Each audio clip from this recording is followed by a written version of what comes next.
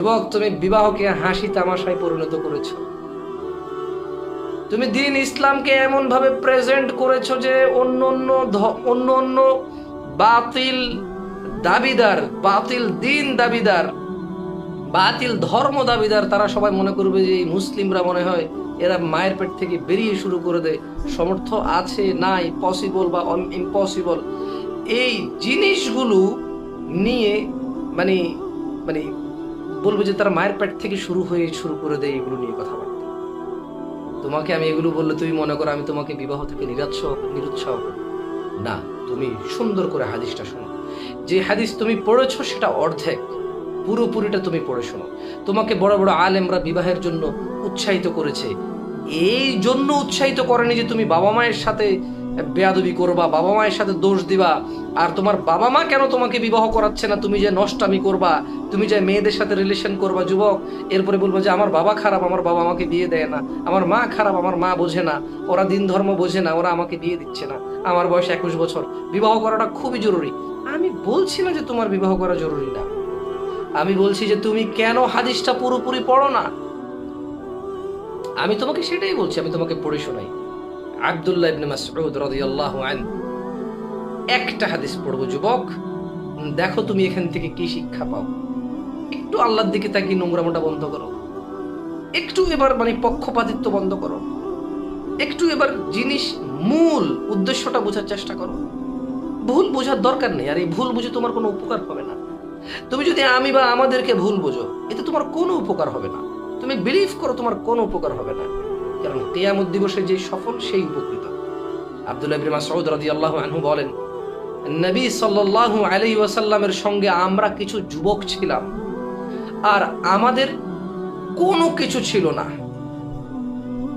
এই অবস্থায় আমাদেরকে রাসূলুল্লাহ সাল্লাল্লাহু আলাইহি ওয়াসাল্লাম বলেন, হে যুব সম্প্রদায়, আব্দুল্লাহ ইবনে মাসউদ রাদিয়াল্লাহু আনহু আমি তুমি না, যে সেই মানুষ না। হাদিসের সারমর্মটা বোঝো, হাদিসের বক্তব্যটা বোঝো। আব্দুল্লাহ ইবনে মাসউদ রাদিয়াল্লাহু আনহু তিনি বলছেন যে আমাদের কাছে কিছুই ছিল না, আর এই অবস্থায় রাসূলুল্লাহ সাল্লাল্লাহু আলাইহি ওয়াসাল্লাম আমাদেরকে উদ্দেশ্য করে বলেন, হে যুব সম্প্রদায়, তোমাদের মধ্যে যারা, হাদিসটা বোঝার চেষ্টা করো, বাংলা বুঝার চেষ্টা করো যুবক, তুমি শুধু ভুল বোঝো। আব্দুল্লাহ ইবনে মাসউদ রাদিয়াল্লাহু আনহু কি বলছে? হে যুব সম্প্রদায়, রাসূল সাল্লাল্লাহু আলাইহি ওয়াসাল্লাম বলেছে তোমাদের মধ্যে যারা, তার মানে সবাই নয়, সবাই নয়। বাবা মায়ের উপরে লানত করা বন্ধ করো, বাবা মাকে অভিশাপ দেওয়া বন্ধ করো, নিজের দোষ অন্যের ঘাড়ে চাপানোর চেষ্টা বন্ধ করো, নিজের নোংরামুখে দ্বীনের উপরে আনা বন্ধ করো, কোন আলেম ওলামার সঠিক পরামর্শকে ভুল ভাবে নেওয়া বন্ধ করো, বন্ধ করো এবার ভুল বুঝাবুঝি। কেন তুমি একজনের ব্যাখ্যাকে ভুল ভাবে নিবা আর আরেকজন শুধরায় দেওয়াটাকে তুমি ভুল ভাবে নিবা?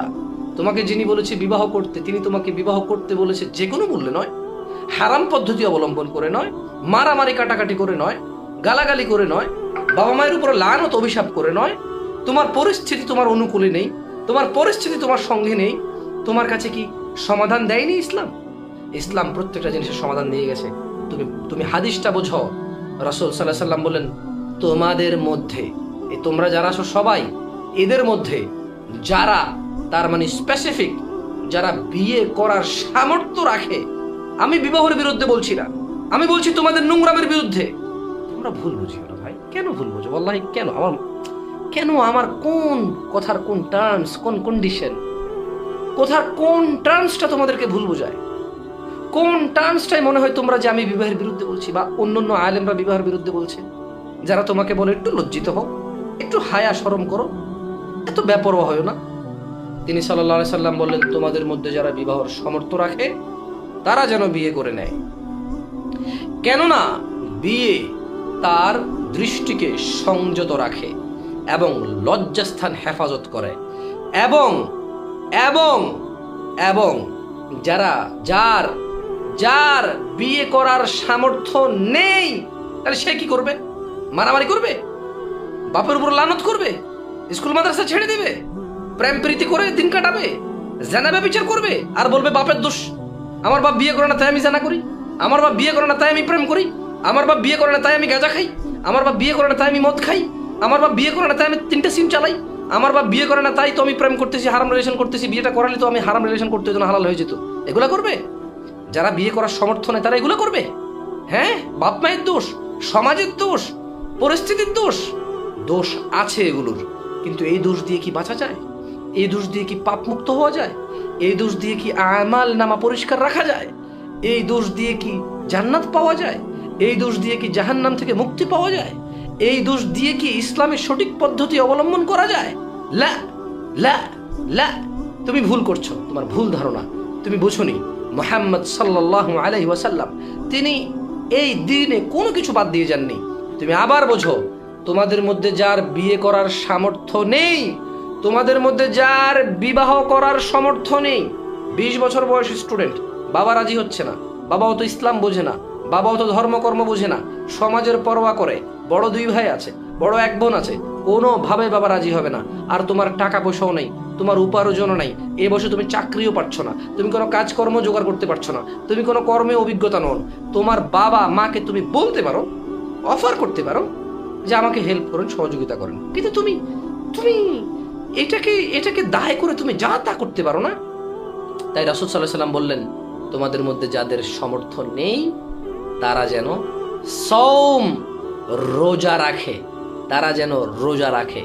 প্রেম করতে বলেনি, বাবা মায়ের সাথে ঝগড়া করতে বলেনি, বাপ মাকে অভিশপ্ত করতে বলেনি, অন্যের দোষ দিতে বলেনি, সমাজের দোষ দিতে বলেনি, ফিতনার দোষ দিতে বলেনি, কিয়ামতের আলামতের দোষ দিতে বলেনি, হুজুরদের ব্যাখ্যা অপব্যাখ্যা করতে বলেনি। কে বিবাহ করতে বলেছে আর কে বিবাহ করতে বলে নাই তার দোষ দেয়নি।